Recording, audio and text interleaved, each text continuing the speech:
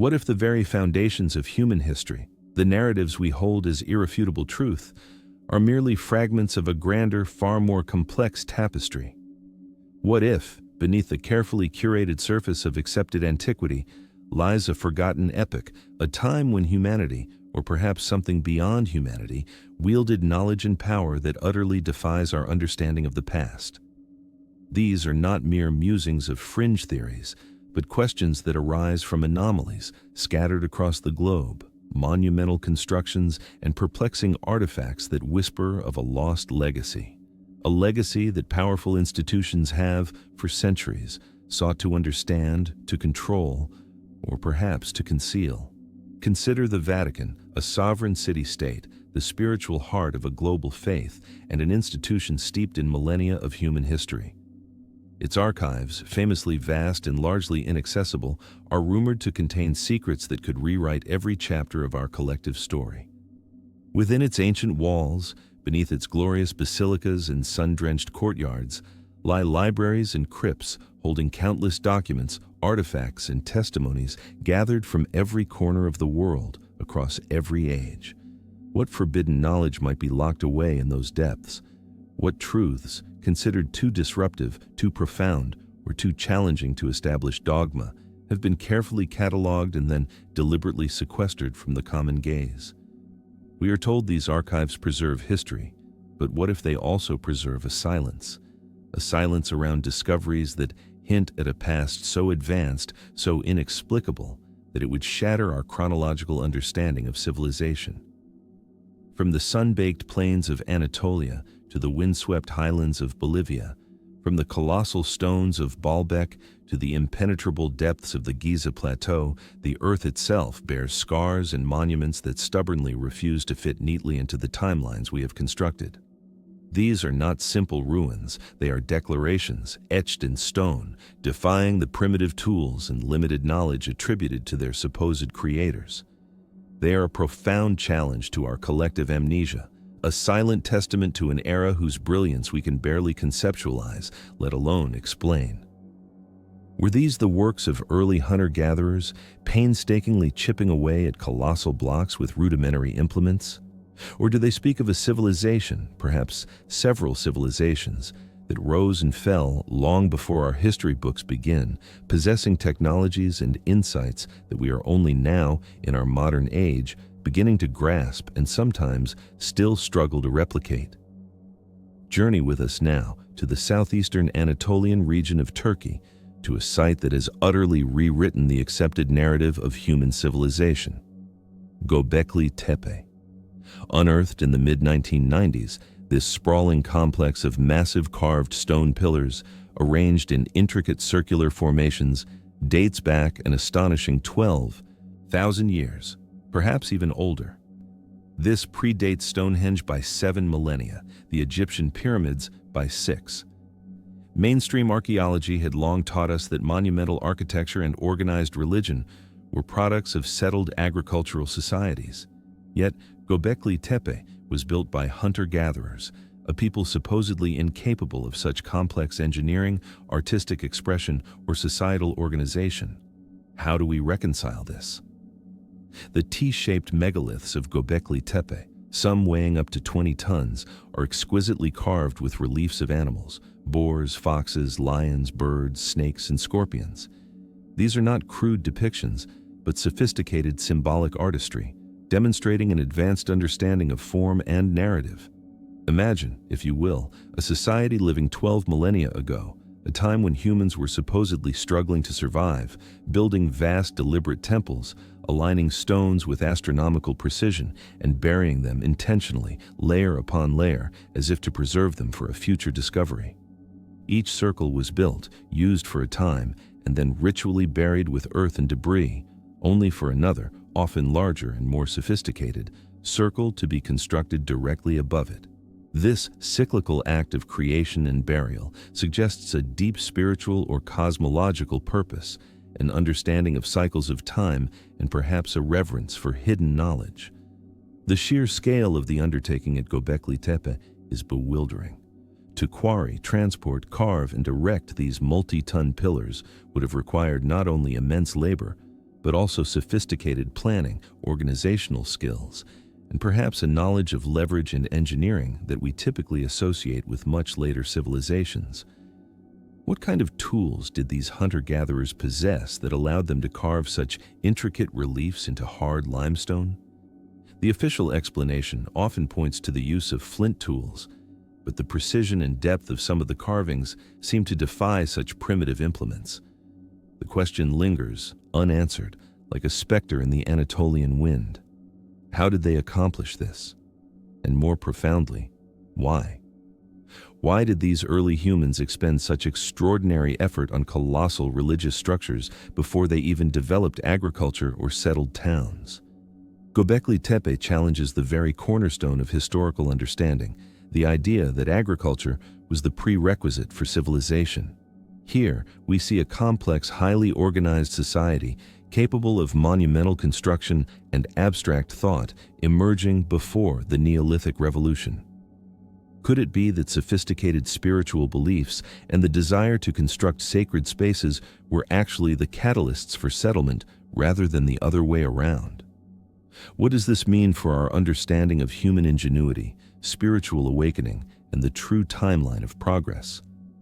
If such a technologically and artistically advanced culture existed so far back in time, what other knowledge, what other insights might they have possessed, knowledge that has since been lost to the sands of time, or perhaps deliberately hidden?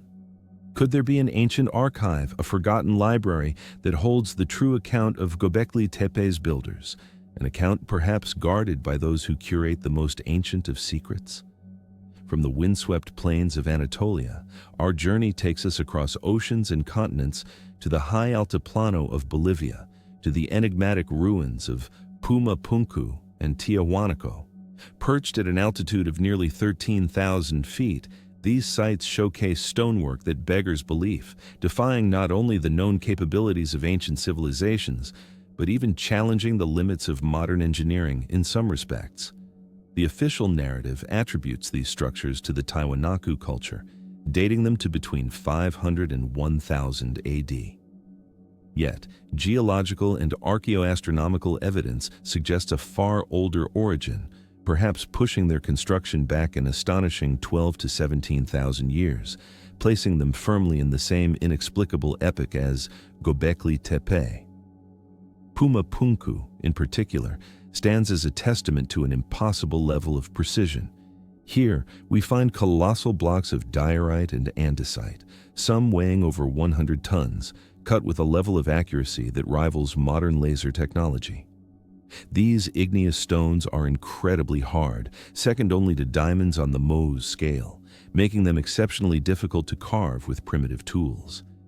Yet, at Puma Punku, we observe intricate L and I-shaped blocks, perfect right angles, and precision-drilled holes, as if a giant, highly advanced machine had been at work.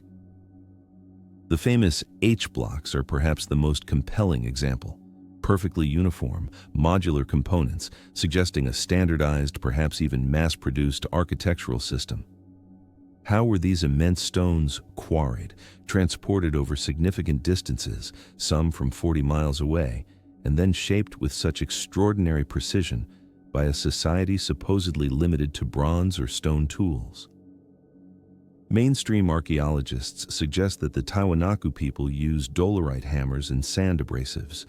But imagine using a hammer and sand to create perfectly straight lines, uniform depths, and internal angles that are flawless to within a fraction of a millimeter on stones as hard as granite. This explanation strains credulity, leaving a gaping hole in our understanding. Look closely at the interlocking systems, the tight seams that fit together without mortar so perfectly that a razor blade cannot be inserted between them. This level of craftsmanship is unparalleled in the ancient world, and perhaps even in many parts of the modern world. It speaks not of brute force and primitive ingenuity, but of a profound understanding of geometry, material science, and engineering principles far beyond what we attribute to any culture of that era. Then there is the perplexing state of the ruins themselves. Puma Punku appears to have been subjected to a catastrophic event, a cataclysmic force that scattered its massive blocks like children's toys.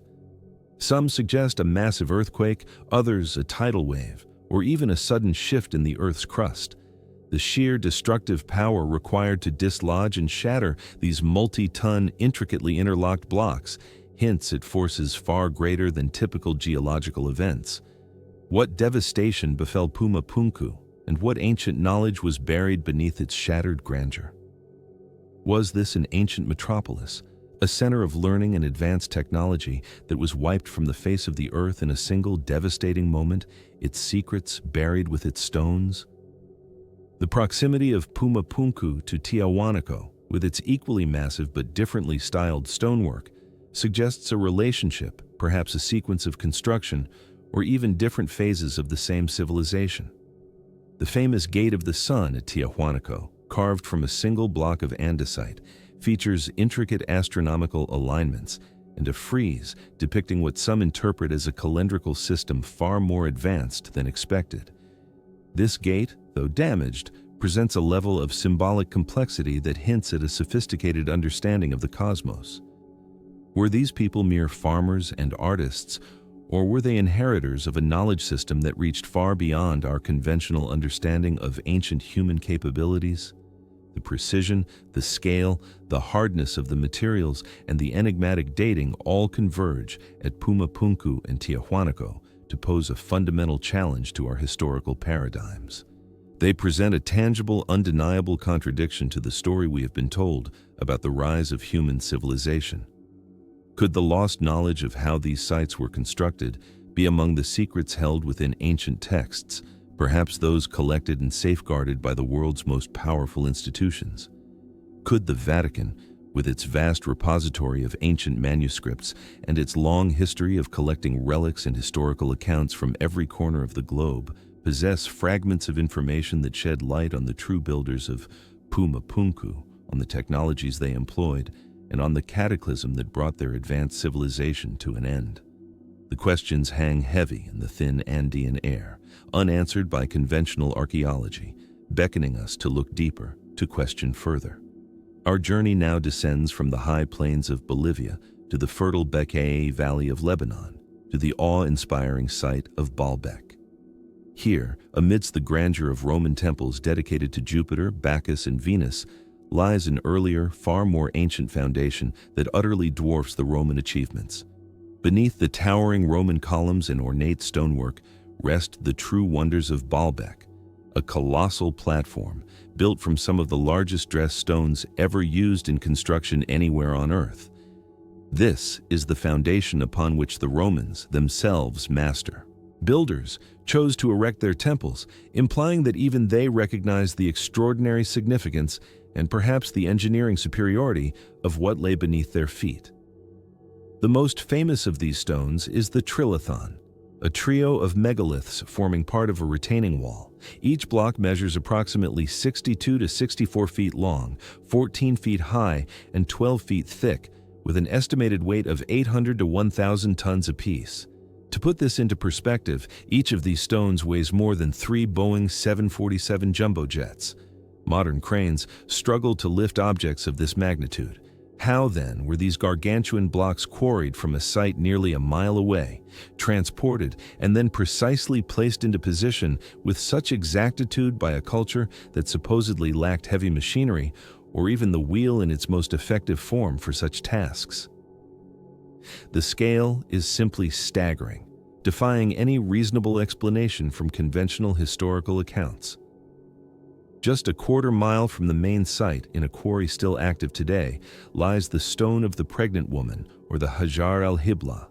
This unfinished block of limestone is even larger than the trilithon stones, measuring an incredible 68 feet long, 14 feet wide, and 14 feet high, weighing an estimated 1,200 to 1,500 tons. It remains partially attached to the bedrock, a silent testament to an interrupted project, or perhaps a technological challenge that even its builders could not fully overcome. The quarrying marks on this stone and others nearby are clean and precise, suggesting tools and techniques far superior to chisels and mallets.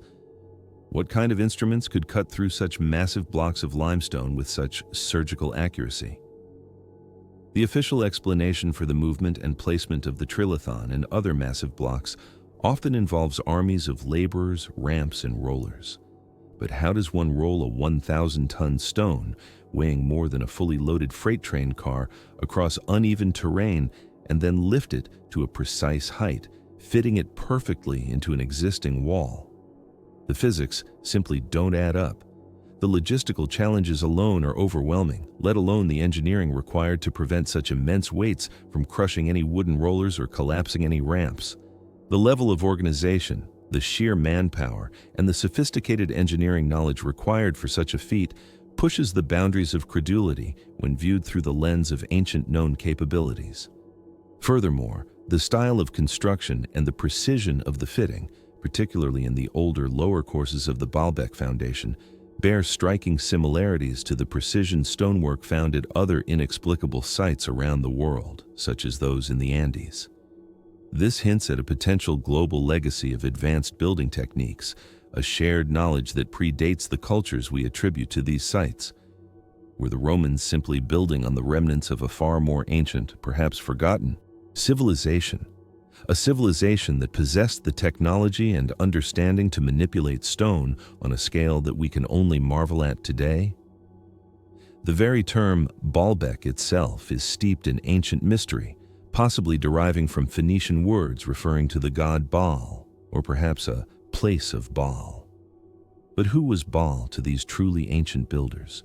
Was he a deity, a king, or perhaps a symbolic representation of a powerful, technologically advanced entity or group? Could Baalbek have been an ancient spaceport, an energy station, or a sacred site of unimaginable power, built by beings whose methods and purposes are now lost to us? The Romans, with all their engineering prowess, chose to build on this foundation, not replace it, suggesting a deep respect or even fear of its immense power and enigmatic origins. The existence of Baalbek's megalithic platform forces us to confront uncomfortable questions about the true timeline of technological development. If such colossal precision engineering was possible thousands of years before the advent of conventional heavy machinery, what does that imply about the capabilities of these ancient cultures? And if such capabilities were achieved, why did they seemingly disappear, only to be rediscovered in fragmented forms much later in history? Could the knowledge of how to move and shape such immense stones be part of a hidden legacy, preserved in guarded libraries and sacred vaults, perhaps even within the deepest archives of institutions like the Vatican, which has historically collected knowledge and artifacts from the Middle East for centuries?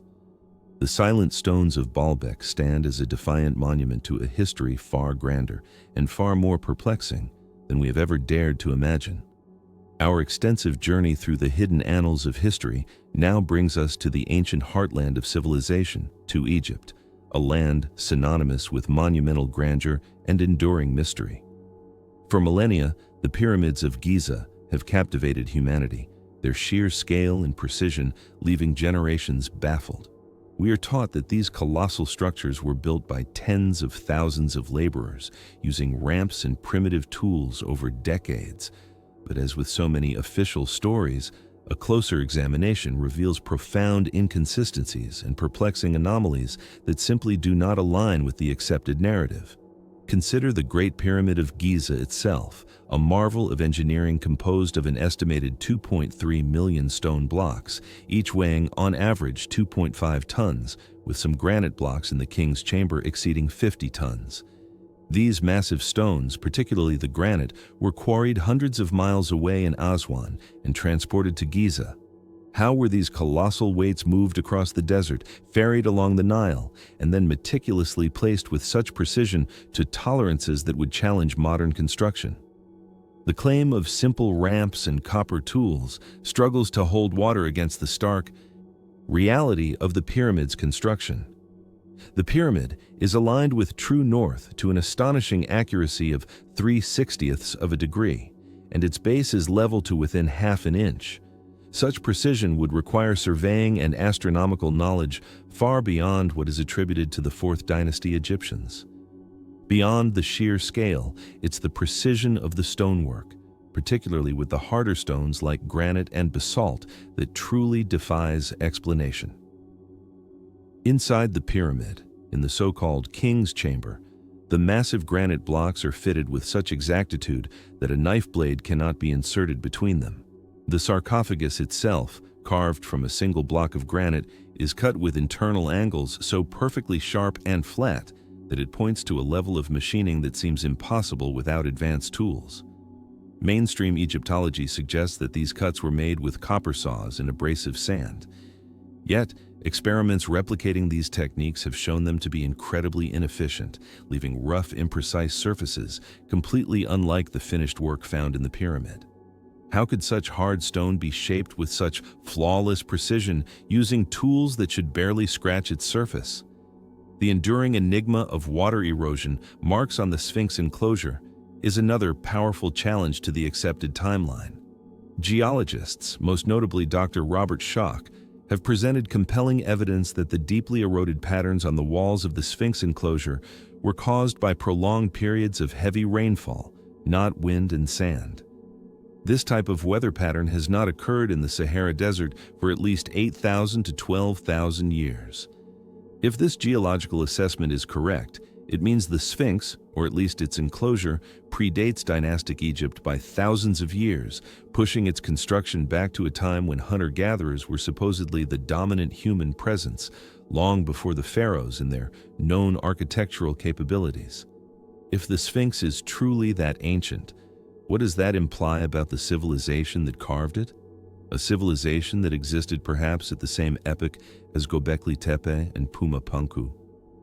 Consider also the Osirian at Abydos, a megalithic structure partly submerged by groundwater, built from immense blocks of granite and sandstone weighing up to 100 tons each. Its austere, almost primordial style is dramatically different from the refined reliefs and hieroglyphs of the nearby Seti Theran's temple, suggesting a far older origin. The Osirian features a central island surrounded by water with a series of massive pillars. The entire structure appears to be designed to be flooded, perhaps for some ceremonial or hydraulic purpose. The precision of its cuts, the sheer size of its blocks, and its apparent astronomical alignments hint at a purpose and an age far beyond what traditional archaeology assigns to it. Some researchers suggest that the Osirian could be a remnant of a pre-dynastic civilization, perhaps even a water temple from a period when Egypt was a lush, rain-fed land. The tantalizing possibility that these ancient Egyptian marvels were not the works of primitive peoples laboring with crude tools, but rather the legacy of a far more advanced, perhaps forgotten civilization, grows stronger with each anomaly. The evidence suggests not evolution, but devolution, a loss of monumental building techniques and precision over time. Dynastic Egyptians, while impressive in their own right, never fully replicated the scale or precision of the Giza builders, particularly in the use of hard stones. Was the knowledge of how to build such structures deliberately suppressed, forgotten through a cataclysm, or perhaps passed down in secret, becoming the guarded possession of a select few? The official story of ancient Egypt is undoubtedly rich and compelling, filled with pharaohs, gods, and an extraordinary culture. But it struggles to account for these specific, perplexing details: the impossible precision in hard stone, the immense weight of blocks moved with unknown methods, and geological evidence that pushes timelines back by millennia. What if the grand narratives we have been told are incomplete, or worse, deliberately incomplete? What if the true history of Egypt, and by extension of humanity, is far more ancient, more technologically advanced, and infinitely more mysterious than we are allowed to believe? Could the true secrets of the pyramids, the Sphinx, and the Osirian be contained within ancient texts and maps, perhaps recovered by early Christian scholars or crusaders, and now hidden in the most secure repositories on earth? The Vatican, with its historical connection to Egypt through Coptic Christianity and its extensive expeditions and acquisitions from the region, remains a potential repository of such forbidden truths, an archive that could unveil the forgotten chapters of Egypt's truly ancient past. The very silence surrounding these deeper questions seems to underscore their profound importance. The Piri Reis map, A document rediscovered in 1929 in the library of the Ottoman Sultan is one such artifact that whispers of ancient knowledge far beyond its supposed time of creation. Compiled in 1513 by the Ottoman Admiral Piri Reis, this astonishing map depicts coastlines and landmasses with a degree of accuracy that confounds modern cartographers. It shows not only the Americas, which were still being discovered by Europeans, but also a detailed coastline of Antarctica, a continent that would not be officially sighted until 1820 and not fully mapped until the 20th century. But it is not merely the presence of Antarctica that is so profoundly unsettling. The map portrays Antarctica's coastline without ice, suggesting a period when the continent was temperate, a condition that last existed many thousands of years ago, long before any recognized civilization with the capability for global cartography is believed to have existed. How could a 16th century mapmaker possess knowledge of a continent unseen for millennia, let alone depicted in a state that predates all known human exploration by thousands of years?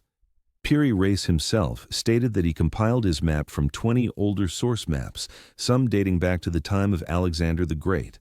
This suggests a lineage of cartographic knowledge stretching back into a truly distant antiquity, a time perhaps coinciding with the last ice age, when Antarctica's coasts were free of ice. What kind of advanced civilization possessed the global reach, the surveying techniques, and the mathematical understanding to produce such precise maps in an age we consider primitive? Were these maps drawn from direct observation, perhaps from a high vantage point, or were they copied from even older, more mysterious sources that somehow survived global cataclysms? The official story of exploration and discovery is profoundly challenged by the Piri Reis map. It implies a sophisticated global network of knowledge that predates all conventional historical narratives, a network that somehow documented the planet's geography in an entirely different geological era. The very existence of such a map demands a reconsideration of our understanding of ancient capabilities and contact. Could this map, or its ancient source material, be among the suppressed documents in archives around the world, perhaps even within the Vatican's secret vaults, which have a long history of collecting geographical and astronomical texts? The implications are vast. A lost, highly advanced civilization, perhaps global in reach, whose knowledge was painstakingly preserved and selectively passed down, or perhaps simply stumbled upon. Moving from global mapping to intricate mechanical marvels, another anomaly challenges our perception of ancient technology: the Antikythera mechanism. Discovered in 1901 by sponge divers off the coast of the Greek island of Antikythera, amidst a shipwreck dating to around 70 to 60 BC, this device is unlike anything else found from the ancient world. It is an intricate clockwork mechanism composed of at least 30 meshing bronze gears housed in a wooden box covered with astronomical inscriptions. Scientists have meticulously reconstructed its function, revealing it to be an astonishingly precise analog computer designed to predict astronomical positions in eclipses for decades in advance. It models the cycles of the sun, moon, and perhaps even some planets, displaying lunar phases, the timing of eclipses, and even the dates of the Olympic Games.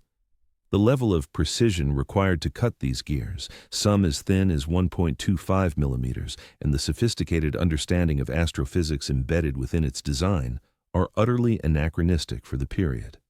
Nothing remotely comparable in complexity or precision is known to have been constructed for another 1,000 years, until the advent of mechanical clocks in medieval Europe. The accepted historical narrative struggles to place such an object. How could ancient Greeks, who were celebrated for their philosophy and mathematics, but not for precision engineering on this scale, have produced such a device? Was it a singular stroke of genius, an isolated invention that had no predecessors and no successors? Or does it represent a surviving fragment of a much larger, lost tradition of advanced scientific and engineering knowledge that has simply vanished from the historical record? The Antikythera mechanism speaks of a profound understanding of mechanics and celestial mechanics that simply should not have existed when it did. It forces us to ask if other such devices, other expressions of this forgotten technology, lie submerged beneath the waves, buried beneath desert sands, or perhaps carefully locked away in private collections and institutional archives, waiting for their true significance to be acknowledged or perhaps to be further concealed. Consider another perplexing artifact, far simpler in appearance, yet equally challenging to our understanding of ancient capabilities: the Baghdad Battery. Discovered in 1938 near Baghdad, Iraq, and dating back approximately 2,000 years, this curious object consists of a clay jar about 5.5 inches tall, containing a copper cylinder with an iron rod suspended in the center. When filled with an acidic electrolyte, such as grape juice or vinegar, this assembly demonstrably produces an electrical current of about 1.5 to 2 volts. While the precise purpose of these batteries remains a subject of academic debate, with some suggesting they were used for electroplating small items or for medical applications like pain relief, their very existence is profoundly out of place within the accepted timeline of electrical discovery. The concept of electricity and the ability to generate it is typically attributed to much later periods, with figures like Alessandro Volta in the late 18th century receiving credit for the first true battery. Yet, here, thousands of years earlier, is clear evidence of a functioning electrical device. If these were indeed used for electroplating, then it implies an ancient understanding of chemistry and metallurgy that goes beyond the mere production of electricity. If for medical purposes, it suggests an empirical knowledge of nerve stimulation and pain management that also seems remarkably advanced. The official story largely dismisses the Baghdad Battery as either an anomaly or a misinterpreted ritualistic object, yet its electrical properties are undeniable. What does it mean for our history to acknowledge that ancient peoples might have possessed a functional understanding of electricity? Does it imply that a forgotten science once flourished, perhaps in isolated pockets or across a wider, unrecognized ancient world? And if so, why was this knowledge lost, only to be discovered anew millennia later? Could such anachronistic technological insights, once a part of a broader body of ancient scientific knowledge, have been documented in texts that now reside in inaccessible collections, their true nature only understood by those who possess the complete, forbidden context? And what of the Nazca lines in Peru? These monumental geoglyphs, etched into the desert floor by the ancient Nazca culture between 500 BC and 500 AD, represent a mystery on a colossal scale. Spanning hundreds of square miles, these precise designs depict animals, plants, geometric shapes, and long, straight lines, some stretching for miles across the landscape. The astonishing aspect is not merely their size, but the fact that many of these intricate figures are only fully discernible from a significant altitude. From the ground, they appear as little more than shallow trenches or chaotic patterns. This raises a fundamental question. For whom were these immense artworks intended? If they could only be truly appreciated from the air, who or what had the ability to view them from above? The prevailing academic theories suggest they were part of complex astronomical calendars, ceremonial pathways, or ritualistic offerings to water deities, possibly viewed from nearby hills or hot air balloons, though no definitive evidence for flight technology has ever been found for the Nazca people. Yet, the sheer scale and the aerial perspective they demand provoke a deeper, more unsettling inquiry. Did the Nazca people possess some forgotten means of flight, now lost to history? Or, more controversially, were these immense ground drawings created for observation by non-human entities, perhaps beings who traversed the skies or even arrived from beyond Earth? The precision of the lines, the vastness of the undertaking with seemingly limited tools, and the enigmatic aerial perspective continue to challenge conventional archaeological explanations. The Nazca lines represent a form of communication or dedication on a scale that defies our understanding of ancient human intent and capability. They are a silent testament to a purpose that reaches beyond the horizontal plane of human existence, hinting at a connection to the heavens or to a time when such connections were more direct and more tangible. Could such immense ground-based messages, hinting at celestial observation or interaction, be part of a global pattern of forgotten interactions documented and collected within the very institutions that seek to shape our understanding of the past. Perhaps one of the most significant archaeological discoveries of the modern era, Göbekli Tepe in southeastern Turkey, utterly rewrites the timeline of human civilization. Dated to at least 9,600 BC, some estimates push it back even further, making it approximately 6,000 years older than Stonehenge and 7,000 years older than the Great Pyramid of Giza. This monumental complex, built by hunter-gatherers long before the advent of agriculture, pottery, or metal tools, consists of massive, intricately carved stone pillars, arranged in circular enclosures. Some of these T-shaped pillars, weighing up to 60 tons, are adorned with elaborate reliefs of animals, scorpions, snakes, boars, foxes, depicted with remarkable anatomical detail and artistry. The very existence of Göbekli Tepe demolishes the long-held archaeological paradigm that complex monumental architecture, social stratification, and organized religion only emerged after the development of agriculture and settled communities. Here, sophisticated stone structures requiring immense collective effort, advanced planning, and abstract thought were built by people who were, by all accepted accounts, still living in the Stone Age. What motivated these hunter-gatherers to undertake such a monumental project? And how did they possess the knowledge and social organization to quarry, transport, and erect such colossal stones without advanced tools? The official story struggles to reconcile Göbekli Tepe with its established models of human development. It suggests that our understanding of the origins of civilization is fundamentally flawed, that complex thought, art, and communal effort predated what we always considered the foundational elements of civilization. Göbekli Tepe is not merely an anomaly, it is a profound paradigm shift. It hints at a much older, more sophisticated, and utterly forgotten chapter of human history, a time when monumental constructions were possible not as a culmination of societal development, but perhaps as a catalyst, or even as a relic of an even deeper, more advanced past. Could the true implications of Göbekli Tepe, a civilization far older and more capable than we imagine, be recognized and guarded by those institutions that hold vast collections of ancient texts and artifacts, texts that might speak of such pre-Diluvian ages and forgotten capabilities? Beneath the ocean's surface, another structure challenges the accepted narratives, hinting at submerged ancient civilizations and dramatic geological shifts. Off the coast of Yonaguni Island in Japan lies the Yonaguni Monument, a massive underwater rock formation discovered in 1986. While some geologists argue it is a purely natural formation sculpted by seismic activity and erosion, its strikingly geometric features, sharp angles, flat terraces, straight walls, and even what appear to be carved staircases strongly suggest artificial construction. The monument measures approximately 165 feet long, 65 feet wide, and 90 feet high. If it is indeed man-made, or at least heavily modified by human hands, its submerged state implies it was constructed when the sea level was significantly lower, dating its creation back at least 10,000 years to the end of the last ice age. This would place it squarely in the same forgotten epoch as Göbekli Tepe, pushing the timeline of complex architecture and societal organization back by millennia.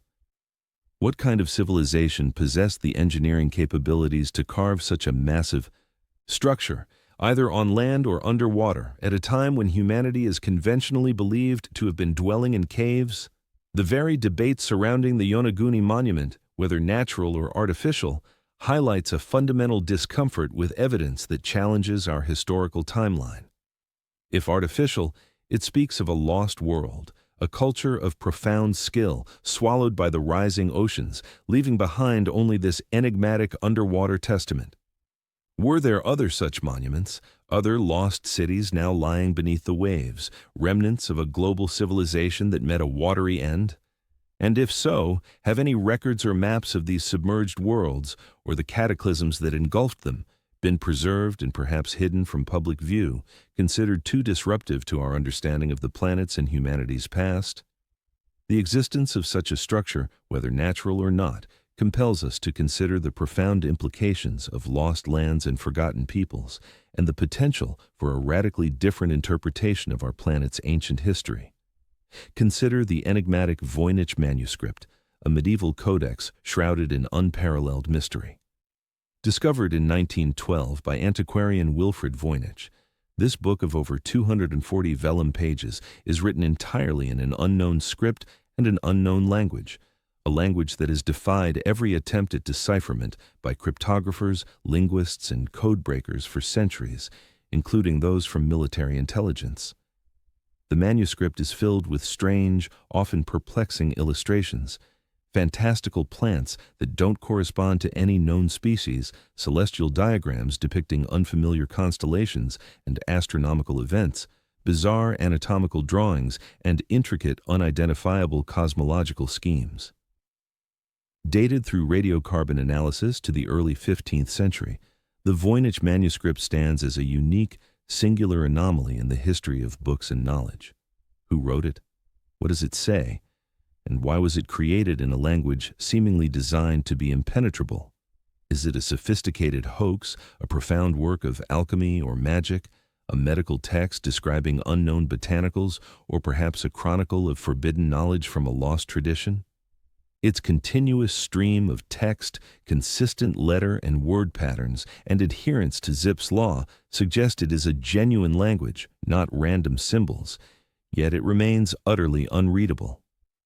The very existence of such a document, a meticulously crafted book filled with profound secrets, invites speculation about its origins and purpose. Could it be a compendium of knowledge from a forgotten age, translated into an encoded form to protect its contents? Could it contain scientific, historical, or philosophical insights that would be disruptive to established paradigms, perhaps even to religious dogma? The Voynich manuscript, a tangible representation of unreadable, enigmatic knowledge, embodies the very essence of forbidden truths. One must wonder if institutions possessing vast libraries and a vested interest in controlling information might possess the key to such a document, or perhaps even hold other such inexplicable texts deemed too dangerous or profound for public understanding. The silence it has maintained for centuries, despite countless efforts, underscores the depth of the mystery it guards, echoing the profound silence around other ancient anomalies. Let us turn our gaze to the remote Dogon tribe of Mali, West Africa, and their extraordinary astronomical knowledge. For centuries, long before the advent of modern telescopes, the Dogon have possessed detailed information about the Sirius star system, specifically mentioning a companion star, Sirius B, known to them as Potolo. They describe Potolo as incredibly dense, invisible to the naked eye, and orbiting Sirius A every 50 years. This knowledge is not mere folklore, it is strikingly accurate. Sirius B, a white dwarf star, is indeed invisible without a powerful telescope. It is exceptionally dense, and its orbital period around Sirius A is approximately 50.1 years. How could an ancient isolated tribe, without any known astronomical instruments capable of such observation, possess such precise scientific data about a star system that was only confirmed by Western astronomy in the mid-19th century, and whose nature as a white dwarf was not fully understood until the early 20th century? The official story often struggles to explain such anachronistic knowledge, attributing it to chance, misinterpretation, or modern contamination. However, the Dogon's oral traditions speak of this knowledge being passed down through generations, originating from beings they call the Nomo, amphibious creatures from the Sirius system who visited Earth in the distant past. This narrative, while extraordinary, offers a direct explanation for their otherwise inexplicable scientific understanding. Were the Nomo actual extraterrestrial visitors, or perhaps highly advanced beings from a lost human civilization whose knowledge was misinterpreted or mythologized over time? The Dogon's knowledge profoundly challenges the linear progression of scientific discovery and our understanding of how ancient cultures acquired such precise information. It suggests a direct transmission of advanced data rather than empirical discovery through conventional means. Could this be another example of profound ancient knowledge that was preserved in isolated pockets, perhaps as a result of earlier, forgotten contacts or teachings, knowledge that would utterly redefine our understanding of humanity's place in the cosmos? Such accounts of ancient visitors and impossible knowledge, often dismissed as myth, might be among the forbidden truths compiled and analyzed, perhaps even secretly, by institutions dedicated to both spiritual and historical preservation. Beyond monumental structures and enigmatic artifacts, consider the subtle yet profound challenges posed by ancient metallurgy. For instance, the Iron Pillar of Delhi, a colossal iron column standing over 23 feet high and weighing more than 6 tons, erected in the 4th century AD. This pillar has stood exposed to the elements for over 600 years without rusting, a phenomenon that perplexes modern metallurgists. It exhibits an extraordinary resistance to corrosion, far surpassing that of contemporary iron alloys, including many of those produced today. The secret lies in the unique composition of the iron, particularly its high phosphorus content and the way it was forged, creating a protective passive film on its surface. While modern science can explain how it resists rust, it still struggles to explain how such advanced metallurgical knowledge and techniques were mastered by ancient Indian artisans, who supposedly lacked the sophisticated furnaces and processes required to achieve such purity and composition without modern understanding of material science. The ability to produce iron of such quality on such a scale and with such long-term durability points to a highly advanced and perhaps lost metallurgical tradition. Was this knowledge developed empirically over millennia, or was it a legacy from an even older, more technologically proficient civilization? Similarly, ancient cultures across the globe, from the Egyptians to the Incas, produced artifacts of gold, silver, and copper with a level of artistry and metallurgical finesse that is difficult to replicate even with modern tools. The precision casting, the complex alloys, the ability to work with incredibly hard materials, these all hint at a level of technical mastery that goes far beyond the primitive label often ascribed to ancient peoples. Could these lost metallurgical secrets, hints of an advanced scientific understanding of materials, be another component of the forgotten legacy, a body of knowledge that was either suppressed, forgotten through global cataclysms, or perhaps selectively preserved in the most secure repositories of ancient wisdom? The very durability of objects like the Delhi Iron Pillar is a silent, enduring challenge to our neat categorization of ancient technological progress, hinting at a past where advanced science was more prevalent and sophisticated than we dare to admit. And what of the persistent global narratives of giants, those colossal beings who allegedly walked the earth in primordial times? Across nearly every culture and ancient text, from the biblical Nephilim and Anakim to the Greek Titans and Cyclops, the Norse Jotnar, and the giant legends of Native American tribes, there exists a consistent memory of extraordinarily large humanoids. While often dismissed as myth, these stories are frequently accompanied by intriguing physical evidence that defies conventional archaeology. Accounts from the 19th and early 20th centuries, often suppressed or ridiculed by mainstream academia, describe the discovery of unusually large human skeletons in burial mounds across North America, Europe, and Asia. Some reports detailed skeletons ranging from 7 to 12 feet tall, sometimes found with outsized tools or weapons. While these discoveries lack the rigorous scientific scrutiny of modern archaeology, their sheer volume and consistency across disparate regions suggest something more than mere folk tales. Could these legends and scattered physical anomalies point to an earlier epoch of humanity, perhaps a different genetic lineage, or even an interaction with non-human entities of immense stature? Were these the gods or demigods of ancient myth, the powerful beings who might have imparted advanced knowledge or even helped construct the megalithic wonders we observe today? The official story of human evolution does not account for such physiological variations or the coexistence of such diverse hominid forms alongside modern humans in the recent past. The suppression of such findings, the swift disappearance of these oversized remains into private collections or museum basements, further deepens the mystery. If true, the existence of giants would necessitate a radical reevaluation of human origins, ancient history, and even our place in the biological tapestry of Earth. It would imply that the historical record, as presented, has been meticulously edited, excluding uncomfortable truths about our ancestors or our shared past with other intelligent colossal beings. The Vatican, with its deep roots in biblical narrative and its vast collections of ancient texts and theological interpretations, would undoubtedly have an interest in such evidence, either to reconcile it with Scripture or to control its potentially disruptive implications for established doctrines about creation and humanity. The pervasive existence of these anomalies, monumental structures, anachronistic artifacts, impossible knowledge, and forgotten beings leads us to a broader, more unsettling hypothesis: the possibility of global cataclysms that periodically reset human civilization.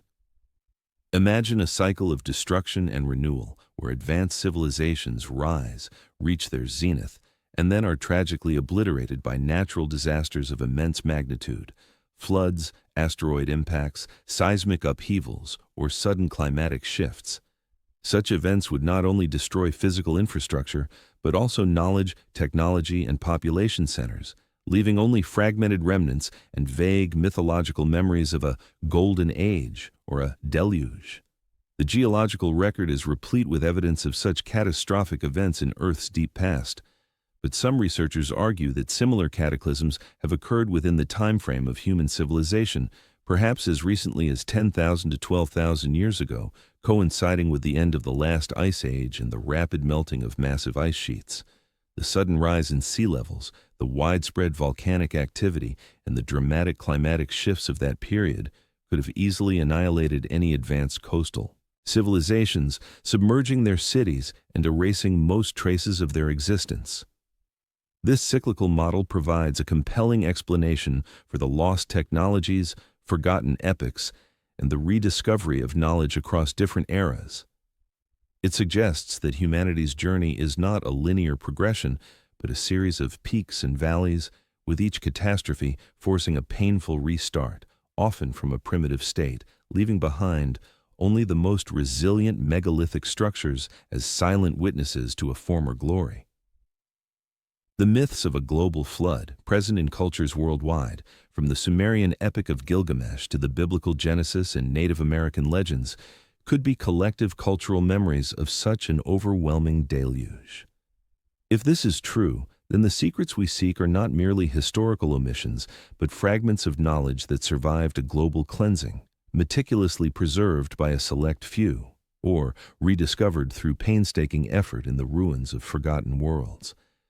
Such a cyclical view of history, one of recurrent catastrophe and reset, would profoundly challenge not only scientific narratives, but also theological ones that posit a singular linear progression of human events. Institutions like the Vatican, deeply invested in historical and theological continuity, would find such a concept both profoundly threatening and perhaps deeply compelling, leading to the acquisition and careful guarding of any evidence supporting or refuting such a terrifyingly cyclical view of human existence. Returning to the Vatican and its intricate role in this global tapestry of mystery, the question deepens. Why this institution, above all others, might be the keeper of such forbidden depths? The answer lies in its unique position at the crossroads of power, knowledge, and history. For millennia, the Catholic Church has been a central pillar of Western civilization, inheriting the legacies of the Roman Empire, engaging with empires across the globe, and influencing thought, art, and science for centuries. Its missionaries, scholars, and crusaders traversed continents, collecting artifacts, texts, and knowledge from every corner of the known world, often absorbing or suppressing indigenous beliefs and records in the process. The Vatican Apostolic Archive, famously known as the Secret Archives until 2019, and still largely inaccessible, is not merely a collection of ecclesiastical documents. It is a vast repository of human history, containing millions of documents, maps, ancient scrolls, and obscure manuscripts accumulated over 200 years. These range from official correspondence and papal decrees to astronomical charts, ancient maps, alchemical treatises, and diplomatic records from diverse civilizations. Imagine the sheer volume of information that passed through the hands of the Church's scholars and historians. How many records of inexplicable phenomena, how many ancient texts describing advanced technologies, pre-Diluvian civilizations, or contact with non-human entities would have found their way into these protected vaults? The Church's historical role has often been to provide a stable, coherent narrative of human history and divine purpose. Evidence that fundamentally contradicts this narrative, evidence of much older, more technologically advanced civilizations, of forgotten global cataclysms, or of external influence on human development, would be immensely disruptive to its authority and its core doctrines. Thus, the Vatican's interest in such forbidden depths is not necessarily malevolent, but rather profoundly pragmatic. The Church has always sought to understand, integrate, or, if necessary, control knowledge that could challenge its spiritual and temporal authority.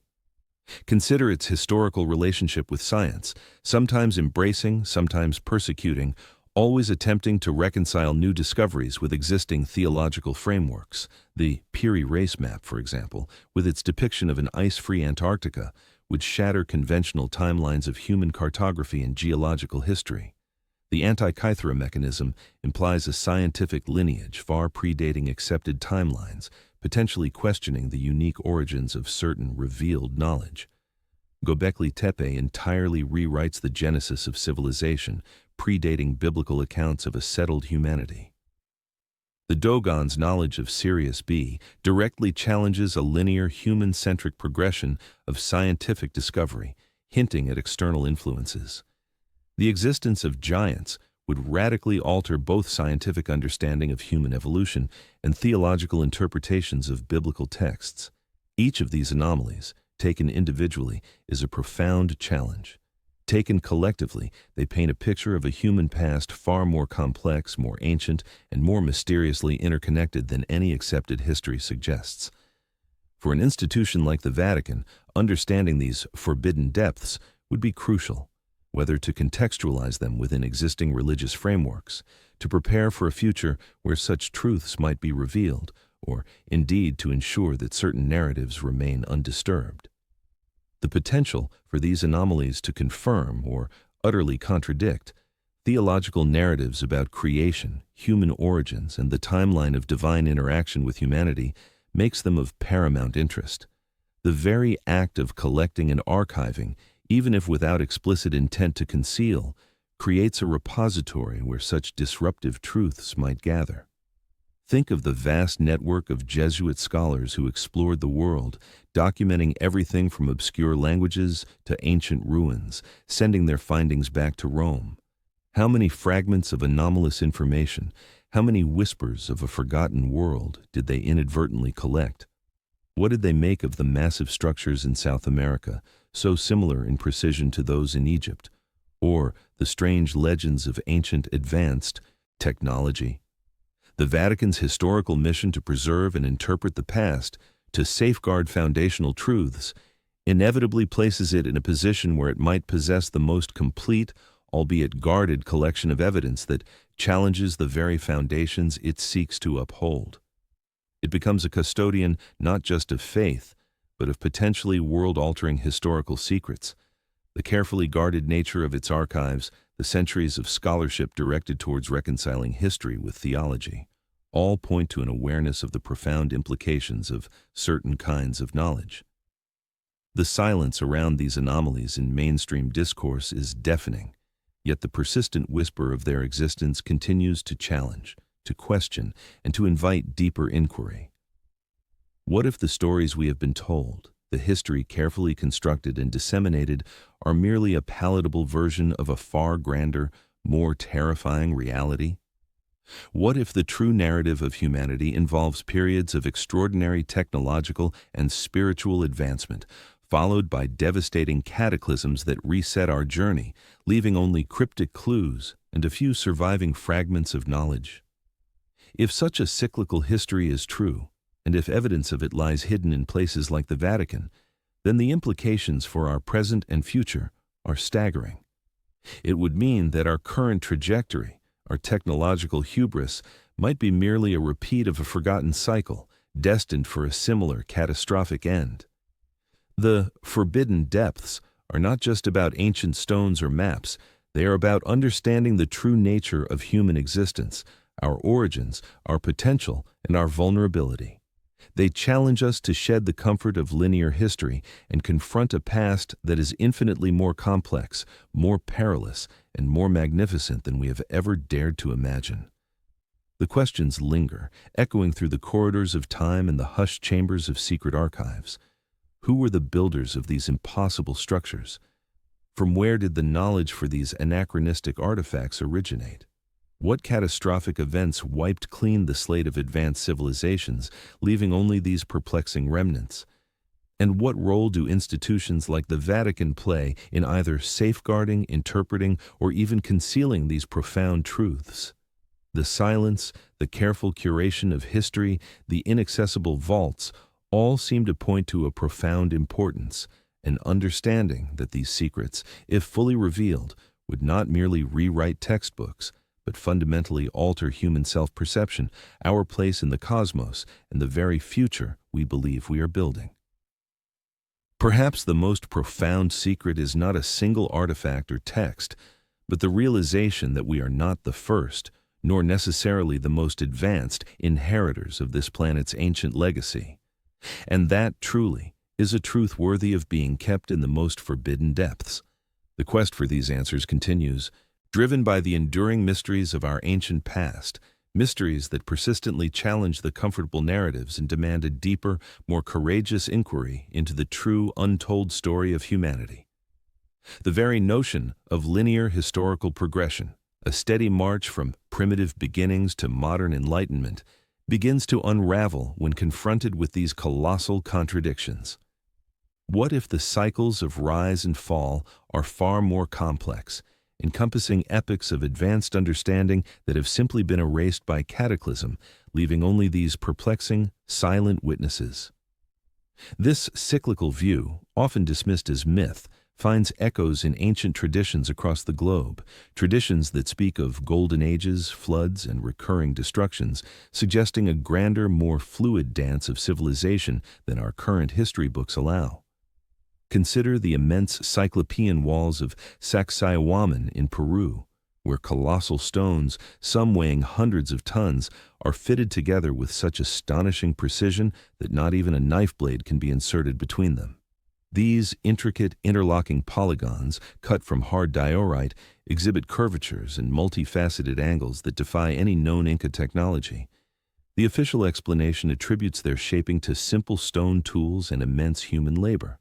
Yet, the sheer scale, the perfect angularity, and the impossible tolerances speak to a method far beyond chisels and ropes. Were these sophisticated forms a testament to an earlier, forgotten culture, one possessing an understanding of geometry and engineering that we are only now beginning to grasp, or perhaps even something we have lost? Or contemplate the ancient city of Nan Madol, constructed on a coral reef in Micronesia, featuring 92 artificial islands built from massive basalt logs weighing up to 50 tons each. How were these colossal prismatic columns quarried, transported across vast distances, and meticulously stacked to form elaborate structures over the water thousands of years ago by a people with no record of advanced maritime or construction technology? The local legends speak of levitation, of magical powers, to explain what remains an engineering impossibility by conventional standards. These are not isolated incidents, they are global fingerprints of a pervasive, profound mystery, a shared inheritance of the inexplicable. The resistance to incorporating these anomalies into the accepted historical framework is profound. It suggests an underlying fear, perhaps, of what their full acknowledgement might imply about our present scientific and cultural paradigms. If the past holds secrets of forgotten technologies, of a different human story, then our understanding of progress, of our place at the apex of evolution is fundamentally challenged. What if the comfort of our current understanding is merely a veil, protecting us from a truth that is both awe-inspiring and deeply unsettling? The true frontier of human knowledge may not lie in the stars, but buried beneath the sands of time, in the depths of our own forgotten history.